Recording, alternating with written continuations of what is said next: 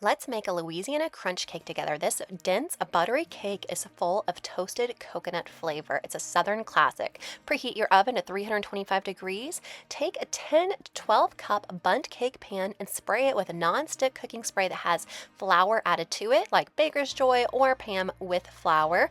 Spray it really well. This will save you some heartache later when you're getting that cake out of the bundt cake pan. Next, you're going to add 1/4 cup granulated sugar to the bottom of that bundt cake pan and give it a good swirl. This is going to add a caramelized texture to the outside of your cake. It is one of the crunchy components. Give it a good swirl so it's coated evenly, and if you have any extra, you can shake it off and set it to the side. Now, before you make this recipe, I like to prepare some toasted coconut. You're going to add 1/4 cup toasted coconut to the bottom of that bundt cake pan. I just toasted it in 325 degree oven for 15 minutes. Toss that 1/4 cup toasted coconut to the bottom of your bundt cake pan. Spread it around so it's even on the bottom. And then when you're ready, go ahead and set your bundt cake pan to the side, and we'll get ready to make our cake. Start with your dry ingredients.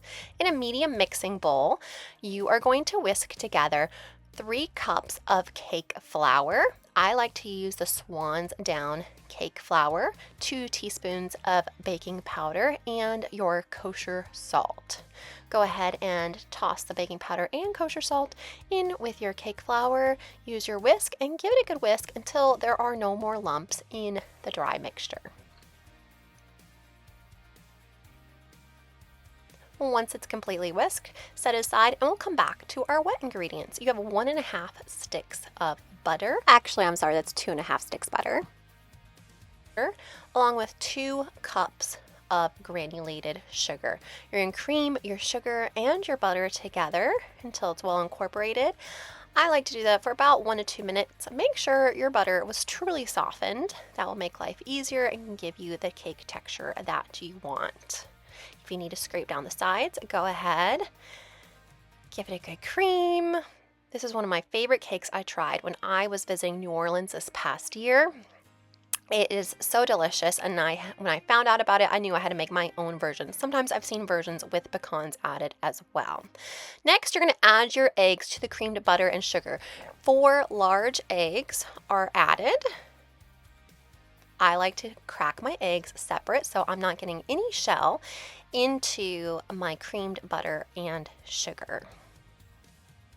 Add the eggs one at a time into your creamed butter and sugar. Scrape down the sides as needed.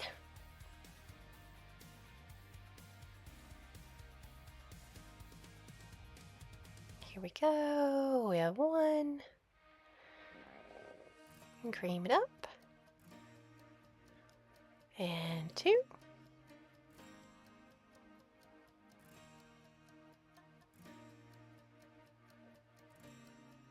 3. And we're going to add our last one. Oops, I have to scrape down the sides a little bit, making sure everything is well incorporated. This cake does have a couple different steps, but I promise you it's well worth it in the end. Next, adding to our wet mixture, we have a 1/4 cup sour cream. This gives it a nice tangy flavor, a little kick to it, and our vanilla extract, adding more depth of flavor. Mix it in really well. There's our vanilla, throw it in. To finish the cake batter, you're going to mix your dry and your buttermilk, alternating between the two. So sometimes this confuses new bakers, but I promise you, you're going to just add them in thirds.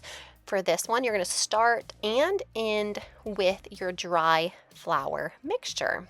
I open up my stand mixer to make less of a mess. Add them in thirds. Alternate between the two. This is just normal whole buttermilk.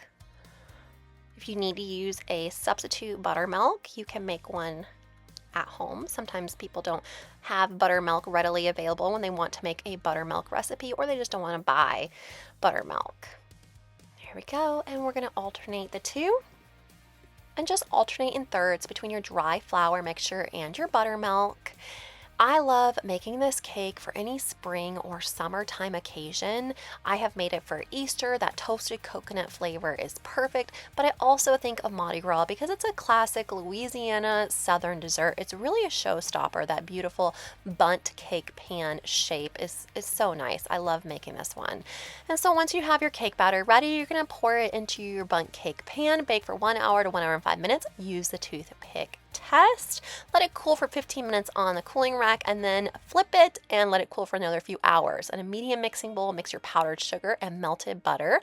Vigorously whisk it together and then add vanilla and 3 to 4 tablespoons of heavy whipping cream. This will depend on the consistency you want for your glaze. I like my glaze to be able to drip down the sides of the cake a little bit.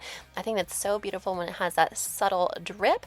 For garnish, add more toasted coconut to the top of it. Don't be shy. If some toasted coconut lands on the side of the cake, it's fine, and that's what it looks like. Don't forget to subscribe for more great recipes and family travel, and let me know in the comments if you made it.